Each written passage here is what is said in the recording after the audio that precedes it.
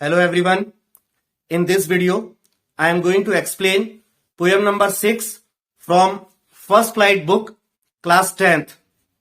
The name of the poem is Amanda, written by Robin Klein.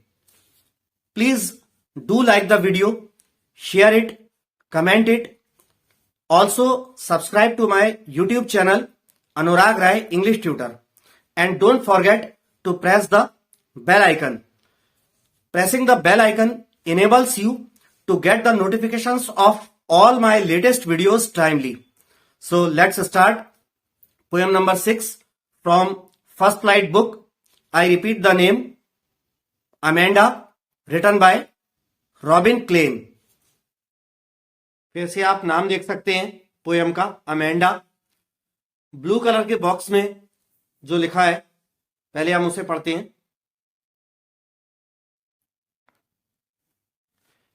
Every child feels that he is controlled and instructed not to do one thing or another. प्रत्येक बच्चे को ऐसा महसूस होता है कि उसे, यहां पर she/he लिखा है, मतलब प्रत्येक बच्चा, चाहे वो लड़की हो या लड़का हो, इसके लिए she/he दोनों लिखा है। तो प्रत्येक बच्चे को ऐसा महसूस होता है कि उसे नियंत्रित किया जाता है और उसे कोई ना कोई काम ना करने के लिए निर्देश दिया जाता है। ऐसा मत करो, वैसा मत करो, किसी ना किसी काम को नहीं करने के लिए उसे निर्देश दिया जाता है और उसे कंट्रोल किया जाता है, हर समय उसे नियंत्रित किया जाता है। ऐसा प्रत्येक बच्चे को महसूस होता है। You too may feel that your freedom is curtailed. Curtail का मतलब होता है छीन लेना या काट छांट करना या कमी करना। तो कह रहे हैं आपको भी ऐसा महसूस हो सकता है कि आपकी आजादी छीनी जाती है आपसे। Write down some of the things you want to do but your parents elders do not allow you to. ऐसे कुछ चीजों या कामों को लिखिए जो आप करना चाहते हो मगर आपके माता पिता या आपके बड़े उन्हें करने की अनुमति ना देते हों। आगे है to read the poem aloud, form pairs, each reading alternate stanzas. Poem को जोर से पढ़ने के लिए आप जोड़े बनाइए, ग्रुप्स बनाइए, पेयर बनाइए और प्रत्येक पेयर एक एक छंद को, एक एक स्टैंजा को बारी बारी से पढ़े। You are in for a surprise. आपको आश्चर्य होगा।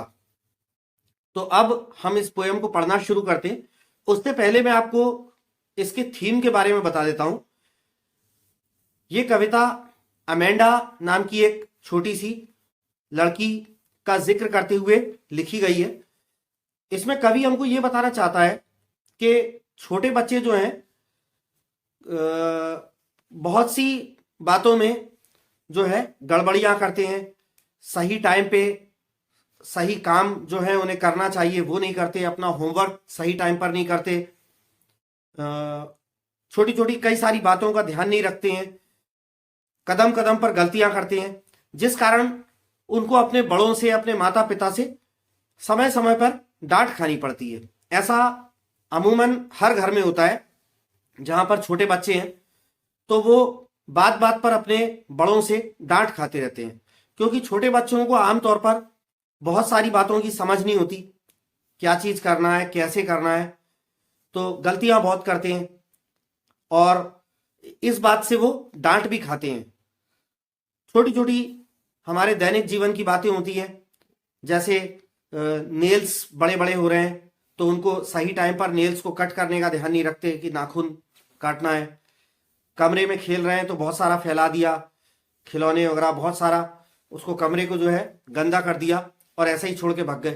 तो इन छोटी छोटी बातों पे वो डांट खाते रहते हैं और जब डांट खाते हैं तो बच्चों को ऐसा लगता है कि हमारे माता पिता हमेशा हम पर गुस्सा होते रहते हैं, हर समय डांटते रहते हैं। उनको ये समझ भी नहीं आता कि उनको हर समय डांट पड़ रही है तो क्यों पड़ रही है। बस उन्हें लगता है कि माता पिता दुश्मन है और वो हर समय डांटते रहते हैं बस। तो ये मैसेज जो है कवि जो है कन्वे करना चाहता है, ताकि बच्चे भी अगर इसे पढ़ें तो समझें कि हमारे माता पिता या हमारे बड़े हमें डांटते रहते हैं तो क्यों डांटते हैं। हमारी कदम कदम पर छोटी छोटी हमारी गलतियां होती हैं जिन्हें हमें सुधारना चाहिए, जबकि हम सुधारने के बजाय बार बार उन्हीं गलतियों को दोहराते हैं, इस कारण से डांट खाते हैं। परंतु बच्चों को यह समझ में नहीं आता, उन्हें तो बस लगता है कि माता पिता उनके दुश्मन हैं और हर बात में उनको डांटते रहते हैं और हमारी आजादी छीन लेते हैं। ऐसा मत करो, वैसा मत करो, यहां मत जाओ, वहां मत जाओ, ठीक है। तो ये सब संदेश कवि इस पोयम के माध्यम से देना चाहता है बच्चों को भी, कि बच्चों को पता चले कि उनको डांट पड़ती है तो फिजूल में नहीं पड़ती, वो बात बात में छोटी छोटी गलतियां करते हैं और हमेशा करते रहते हैं, इस वजह से उनको डांट पड़ती है और उन गलतियों को उन्हें सुधारना चाहिए। तो ये ऐसा मैसेज जो है कवि हम रीडर्स को कन्वे करना चाहता है। तो चलिए अब पोयम की शुरुआत करते हैं। इस पोयम में ऐसा दिखाया है कि अमेंडा की मां या पिता दोनों में से कोई एक अमेंडा को इस तरह की बातें कह रहा है, समझाइश देते हुए और डांटते हुए और समझाते हुए। तो पोयम यहां से शुरू होती है, don't bite your nails Amanda, don't hunch your shoulders Amanda. Amanda की इस पोयम में ये क्लियर नहीं है कि ये जो अमेंडा को जो संबोधित करते हुए जो बोल रहा है वो अमेंडा के फादर हैं या बड़ा भाई है या बड़ी बहन है या माँ है। हम ऐसा मान के चलते हैं कि अमेंडा की माँ शायद अमेंडा को बोल रही है, क्योंकि अमेंडा जिस उम्र की 13-14 साल की छोटी बच्ची है, उस उम्र की बच्चियों को उनकी माँ अक्सर नसीहतें देती हैं और जिंदगी की हर छोटी बड़ी बात में क्या सही है क्या गलत है, ये नसीहतें माँ से उनको ज्यादा मिलती हैं और डांट भी माँ से ज्यादा पड़ती है। तो अमेंडा की माँ अमेंडा से कहती है, don't bite your nails Amanda. Amanda अपने दांतों से अपने नाखून मत चबाओ। Don't hunch your shoulders Amanda, ये अपने कंधे नीचे लटकाकर मत बैठो अमेंडा, कंधे मत लटकाओ। Stop that slouching and sit up straight Amanda. Slouch माने झुक करके बैठना। तो मां कहती है कि ये सुस्ती में कमर झुकाकर मत बैठो अमेंडा, सीधे कमर सीधी करके बैठो अमेंडा। तो ये अमेंडा को छोटी छोटी बातों पर डांट पड़ती रहती है या उसे नसीहतें मिलती रहती हैं। अब आगे ये ब्रैकेट्स में लिखा है, there is a language emerald sea where the sole inhabitant is me, a mermaid drifting blissfully. इसको हिंदी में एक्सप्लेन करने से पहले इसके वर्ड मीनिंग्स बता दूं। लैंग्विड का मतलब होता है शांत, एमरल्ड का मतलब होता है पन्ना, एक अंगूठियों में जड़ने वाला लगाने वाला एक रत्न होता है जिसको हिंदी में पन्ना कहते हैं, या एमरल्ड पन्ना जैसे हरे कलर को भी कहते हैं। एमरल्ड जो है पन्ना के अलावा हरे रंग को भी कहते हैं। सोल माने एकमात्र, अकेला। इनहेबिटेंट मीन्स निवासी। मरमेड का मतलब होता है मत्स्य कन्या या जल परी। ड्रिफ्टिंग माने सरकना या बहना, पानी के ऊपर सरकना या बहना, यहां पर विचरण करना से अर्थ है। ब्लिसफुली माने आनंद पूर्वक। तो अब ये ब्रैकेट्स में लिखा है, इसका फिर से पढ़ते हैं। There is a languid emerald sea where the whole inhabitant is me, a mermaid drifting blissfully. अब अमेंडा ये अपने मन में सोच रही है कि वो एक शांत हरे रंग के समुद्र के पास है, जहां पर उस शांत हरे समुद्र की वो एकमात्र निवासी है। वो ऐसा सोचती है कि एक शांत हरा समुद्र होगा और उसमें रहने वाली मैं एकमात्र निवासी होंगी। अ मरमेड, और मैं एक मत्स्य कन्या के रूप में हूं। जो जल परी होती है ना, जो परी कथाओं में दिखाते हैं कि ऊपर से बॉडी लड़की की और नीचे मछली जैसा पोर्शन होता है, तो वो मरमेड कहलाती है, जल परी या मत्स्य कन्या। अमेंडा सोचती है कि उस शांत हरे समुद्र में एकमात्र निवासी मैं होंगी और बड़े ही आनंद पूर्वक उस समुद्र पर मत्स्य कन्या की तरह, जल परी की तरह आनंद पूर्वक उस समुद्र में विचरण कर रही होंगी, ऐसा वो सोचती है। अब आगे,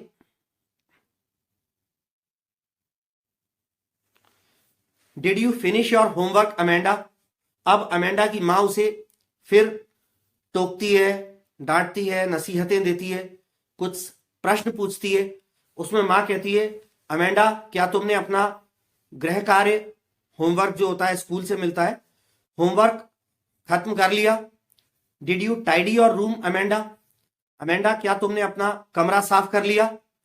आई thought I told you to clean your shoes Amanda. साथ में मां यह भी कहती है कि मुझे लगता है अमेंडा कि मैंने तुम्हें तुम्हारे जूते साफ करने के लिए कहा था, क्या वो कर लिए? तो इस तरह की ये जो चीजें हैं, माता पिता कह देते हैं, बच्चे कह देते हैं हाँ कर लेंगे। अगर नेक्स्ट डे के लिए स्कूल जाना है, यूनिफॉर्म तैयार होना चाहिए, माता पिता ने बोल दिया कि बेटा अपने शूज पॉलिश करके रख लेना, तो बच्चे क्या है, खेल में लगे रहते हैं, हाँ कर लेंगे, बोल दिया ऐसे, हाँ पापा कर लेंगे, हाँ मम्मी कर लेंगे। बाद में करा तो करा, नहीं करा नहीं करा, भूल गए। अगले दिन अब सुबह स्कूल का टाइम हो रहा है, उसी टाइम पे शूज गंदे पड़े हैं, सब है। तो ये जरा जरा सी बातों पे वो डांट खाते हैं। और जब कुछ बच्चे बार बार बोलने पर भी नहीं करते इस तरह के काम, तो फिर माता पिता उनसे पूछते हैं, जैसे कि इस स्टैंजा में पूछा जा रहा है, अमेंडा होमवर्क कंप्लीट कर लिया क्या? क्या तुमने अपना कमरा साफ कर लिया क्या? मैंने तुम्हें जूते पॉलिश करने को कहा था, साफ करने को कहा था, क्या वो कर लिया क्या? तो इस तरह पूछना पड़ता है। जब जो माता पिता देखते हैं कि उनके बच्चे बोलने के बाद भी काम नहीं करते, भूल जाते हैं, खेल में लग जाते हैं, तो फिर वो माता पिता ही ध्यान दिला दिलाकर बाद में पूछते हैं, ऐसा बोला था मैंने, ऐसा करा क्या? ये तो इस तरह अमेंडा की मां उसे नसीहत देती है, डांटती है, पूछती है कि जो काम उसे करने को बोले थे वो करे कि नहीं। आगे, अब ये स्टैंजा जो ब्रैकेट्स में लिखा है, ये फिर से अमेंडा सोचती है, I am an orphan. Orphan का मतलब होता है अनाथ। I am an orphan roaming the street. Roam माने घूमना, भटकना। I pattern soft dust with my hushed bare feet. Pattern माने आकृति बनाना, हर्स्ट मीन्स शांत, बेयर फीट नंगे पांव। The silence is golden, the freedom is sweet. Amanda फिर से सोचती है कि काश मैं अनाथ होती। अमेंडा को अपने माता पिता की ये हर बात में, छोटी छोटी सी बात में दी जाने वाली नसीहत और डांट जो है वो बिल्कुल भी पसंद नहीं आती है। और अमेंडा इससे बहुत चिढ़ती है कि जरा जरा सी बात में डांटते हैं, हर बात में सिखाते हैं, नसीहतें देते हैं। तो इससे बचने के लिए, और उसकी आजादी भी छिन गई, वो कभी भी मन मर्जी से कहीं बाहर, घर से बाहर नहीं जा सकती, खेलने नहीं जा सकती। तो अमेंडा इस सब से बचने के लिए, अपने माता पिता की पाबंदियों से बचने के लिए ऐसी कल्पना करती है कि काश मैं अनाथ होती। अनाथ होती तो कोई माता पिता नहीं होते और बार बार रोकने टोकने वाले, डांटने वाले कोई होते ही नहीं, ऐसा अमेंडा कल्पना करती है। तो सोचती है, I am an orphan roaming the street. काश मैं अनाथ होती और सड़कों पर घूम रही होती। I pattern soft dust with my hushed bare feet. अपने शांत नंगे पैरों से मैं नर्म धूल पर अलग अलग तरह की पैटर्न, आकृतियां बनाती। The silence is golden, the freedom is sweet. शांति कितनी सुनहरी है और आजादी, ये आजादी कितनी मधुर है। आजादी कितनी अच्छी है, कितनी मधुर है। मतलब अमेंडा को लगता है कि अगर वो अनाथ होती तो बड़ी फ्रीडम में रहती, फिर उसको कोई रोकने टोकने वाले नहीं होते और वो फ्रीडम बहुत स्वीट होती, ऐसा उसको लगता है। अगले स्टेंजा में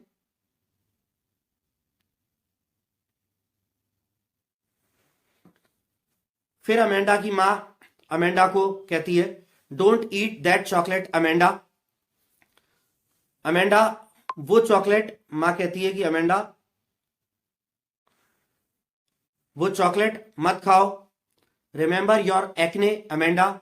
एक्ने माने मुहासे, अपने मुहासों को याद करो अमेंडा, यानी ज्यादा चॉकलेट वगैरह खाने से और मुहासे वगैरह बढ़ते हैं। तो ऐसा माँ कहती है, don't eat that chocolate Amanda. Amanda वो चॉकलेट मत खाओ।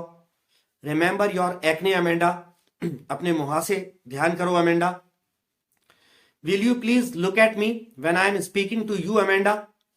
और अब देखिए क्या हो रहा है कि जब माँ उसे ये सब चीजें टोक रही है, पूछ रही है, डांट रही है, तो उस वक्त अमेंडा माँ की तरफ देख नहीं रही। कुछ बच्चे ऐसे होते हैं जो माता पिता जब डांटते हैं तो उनसे नजरें नहीं मिलाते, दूसरी जगह कहीं देखने लगते हैं, उनको इग्नोर करने की कोशिश करते हैं, ऐसा दर्शाने की कोशिश करते हैं कि आपकी डांट का मेरे पे कोई असर नहीं हो रहा और मैं तो गौर ही नहीं कर रहा आप पर।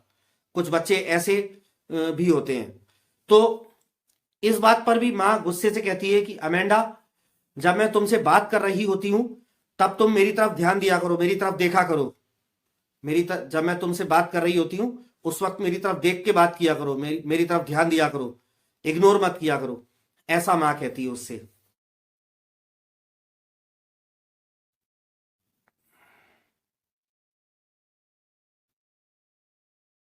आगे अगले स्टैंजा में फिर से ये ब्रैकेट्स में लिखा है, तो अमेंडा फिर से सोच रही है, I am Rapunzel, I have not a care, life in a tower is tranquil and rare, I will certainly never let down my bright hair. तो अमेंडा ये कल्पना कर रही है कि काश मैं रेपेंजल होती। रेपेंजल के बारे में यहां बताता हूं। परी कथाओं में ऐसा मानना है कि रेपेंजल नाम की एक सुंदर लड़की, एक छोटी लड़की को एक जादूगरनी द्वारा एक ऊंचे से टावर में बंद कर दिया जाता है। रेपेंजल के बहुत लंबे लंबे बाल होते हैं, बहुत लंबे लंबे बाल होते हैं। तो रेपेंजल उस टावर में जहां ऊपर बंद होती है वहां की खिड़की से अपने लंबे बाल नीचे लटका देती है। तो उन बालों को पकड़ करके ऊपर एक राजकुमार चढ़कर आ जाता है। तो उस टावर में वो कैद होके, बंद होके रह रही थी वो रेपेंजल। तो ऐसा एक परी कथाओं में है। तो अमेंडा अपने आप को भी कल्पना करती है कि काश मैं रेपेंजल होती, क्योंकि जैसे रेपेंजल उस टावर में अकेले रह रही थी तो उसे कोई रोकने टोकने वाला नहीं था। हालांकि उसे वो जादूगरनी द्वारा बंद कर दिया गया था टावर में, लेकिन फिर वो अकेले थी। तो माता पिता की पाबंदियों से बचने के लिए वो भी अपने आप को कल्पना करती है कि काश मैं रेपेंजल जैसी होती, रेपेंजल होती और अकेले टावर में एकांत में बंद होती, तो कोई मुझे रोकने टोकने वाला नहीं होता। अमेंडा सोचती है, I am Rapunzel, I have not a care.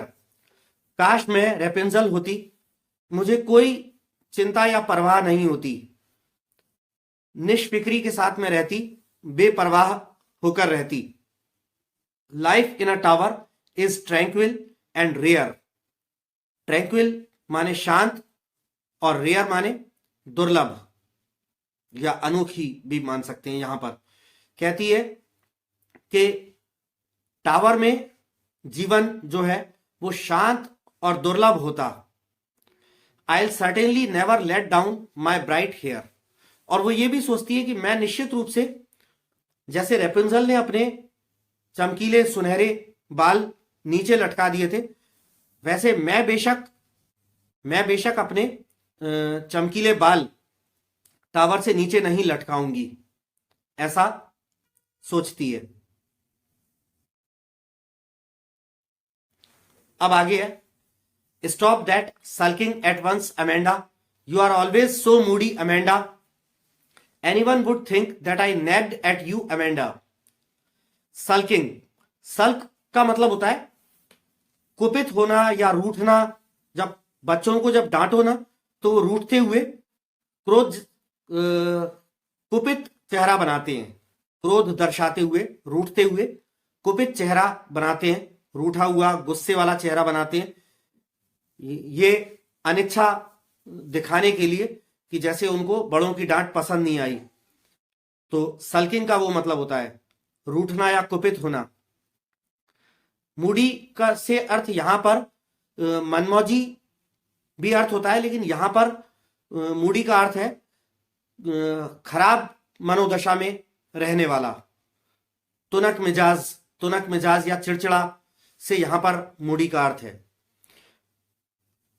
Last वाली लाइन में लिखा है नेग्ड, तो नेग का मतलब है सताना या किसी को परेशान करना, तंग करना। तो आगे फिर से अमेंडा की मां कहती है stop that sulking at once Amanda. Amanda, ये अपना रूठना और कुपित होना अभी तुरंत इसी वक्त बंद करो। You are always so moody Amanda. Amanda, तुम हमेशा ऐसी ही चिड़चिड़ी तुनक मिजाज रहती हो। Anyone would think that I nagged at you Amanda. और मां कहती है कि तुम ऐसी जो चिड़चिड़ी और तुनक मिजाज मूड में हमेशा रहती हो, तुम्हारे इस मूडी स्वभाव को देखकर, तुम्हारे इस चिड़चिड़ेपन और तुनक मिजाज कुपित या रूठे हुए चेहरे को देखकर कोई भी व्यक्ति यह सोचेगा कि जैसे मैं तुम्हें तंग करती हूं, मैं तुम्हें परेशान करती हूं। तो ऐसे रूठना कुपित होना बंद करो अमेंडा, ऐसे मां कहती है। तो यहां पर आकर ये पोयम खत्म होती है। और इधर राइट हैंड साइड पर आप पोएट का नाम भी देख सकते हैं, रॉबिन क्लेन।